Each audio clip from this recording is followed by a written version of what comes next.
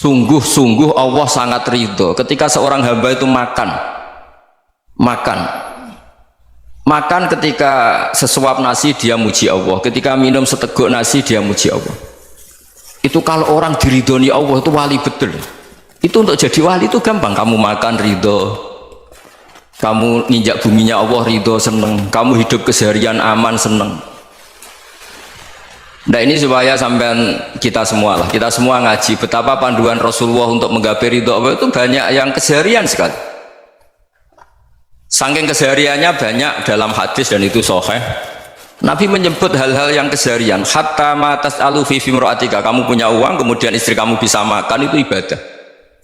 Bahkan sebagian ibadah itu dicontohkan Nabi yang akhirnya diprotes sahabat, yaitu wa fi buti ahadikum sedekah, kamu menggauli istri kamu itu ya sedekah. Sampai sahabat bilang, yang benar ya Rasulullah, ayati ahaduna syahwatahu wa huwa lahu ajrun, masa urusan biologis, urusan syahwat kemudian dia dapat pahala.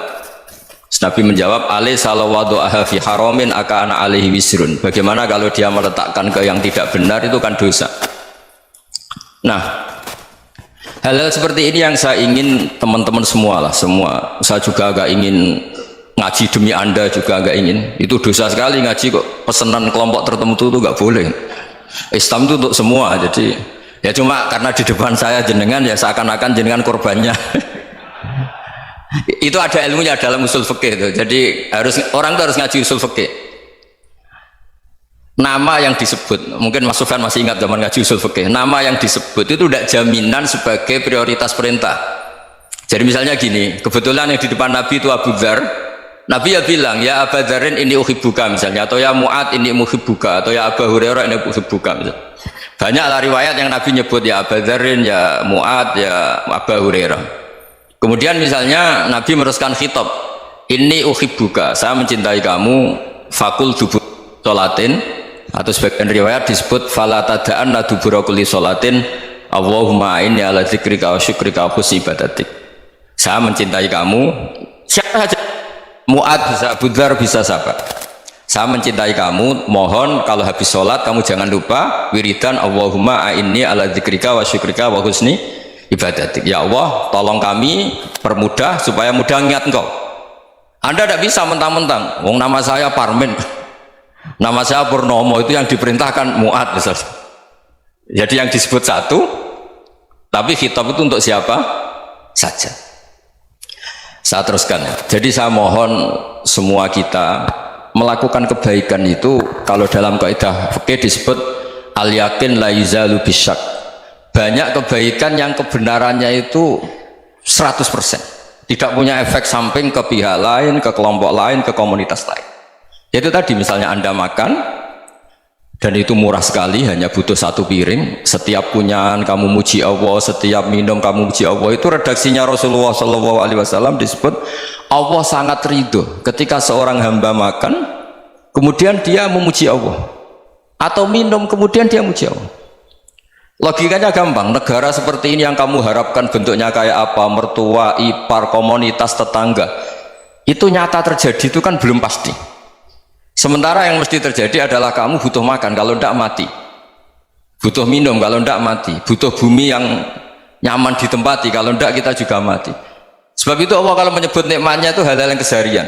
Alladzi at'amahum min ju'. Allah itu siapa? Allah itu yang menciptakan kamu bisa makan, tidak berlebihan. Allah itu yang menciptakan kondisi sosial itu ideal.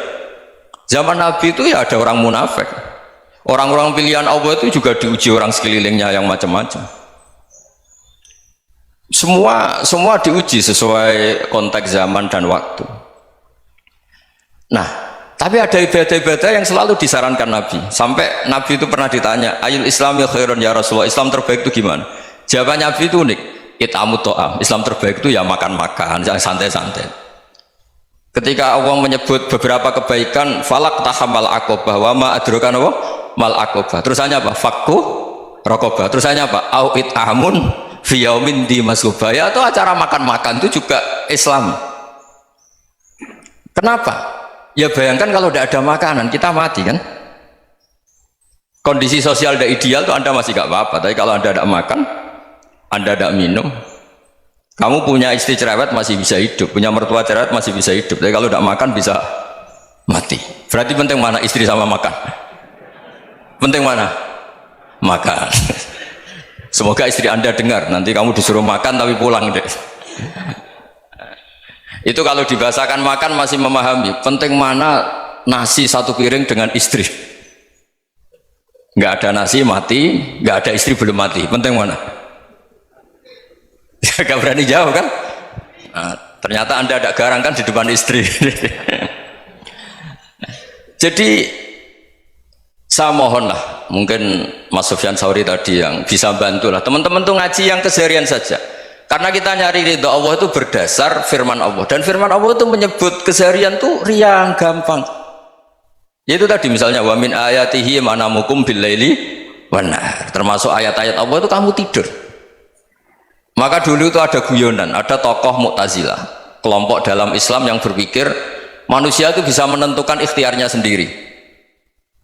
Karena saya bisa duduk, duduk, ingin berdiri, berdiri. Karena kelompok ini nggak terima kalau semua kehendak Allah, nanti bagaimana kalau semua kehendak Allah kok ada hisab ya, ada sanksi. Lucunya itu dia akhirnya, ini cerita ya, mencintai seorang perempuan cantik sekali. Dan itu dia menjadi ahli sunnah itu oleh hal-hal yang sepele. Karena istrinya cantik, ya namanya suami istri hubungan intim. Terus ditanya, Mas masih ingin lagi? Masih. Silahkan diulang lagi. Wah ya tidak bisa. Katanya manusia bisa menentukan yang diinginkan. Itu tobat itu. Itu nggak bisa ditobatkan Mas Sufyan Ats-Tsauri. Orang cantik yang mudah nobatkan orang itu orang cantik. Segampang itu. Akhirnya kita tahu, makanya kalau dalam kitab Hikam itu disebut al-aqil mayyakul madza yaf'alu wa hubi wal ghafil mayyakul madza af'al. Orang yang punya akal karena sadar ini wilayah Allah, semua milik Tuhan, itu dia tiap hari berpikir besok Allah akan melakukan apa terhadap dunia ini. Kamu merencanakan suatu mau plesir ternyata gempa, mau wisata ke Rusia ternyata perang. Kamu tidak pernah tahu apa yang akan terjadi besok. Wa ma tadri nafsum madza taksibu ghadan. Tapi anda semua kita ini sering punya jadwal permanen. Makanya saya kalau diundang siapa saja sana takdir. Yang jelas Gus ini acara penting. Ya masih acara penting nak pangeran ngersakno piye? Kok ape dadi pangeran? Kamu kok mau jadi Tuhan? Itu kadang ya kiai. Penting Gus acara ini jenengan harus memastikan bisa. Loh kamu itu yang ngajarin tauhid, sesuatu itu biadillah kok bilang-bilang apa pasti. Kalau maksa terus tak tobatkan loh kamu kata saya. Ya kalau gitu Gus bilang insya Allah. Wah itu hati saya, fisik saya, roh saya sudah bilang insya Allah. Tidak usah kamu latih kata saya. Nah hal-hal tauhid keseharian itu gampang sebetulnya. Wal ghafil yaqulu madza af'al. Tapi orang yang lupa Allah dia setiap hari bilang besok apa? Kita bisa melakukan apa? Seakan-akan dia itu aktor, dia penting, dia subjek permanen, dia. Padahal kita ini hanya objek kehendak Allah Subhanahu wa taala. Karena kita yakin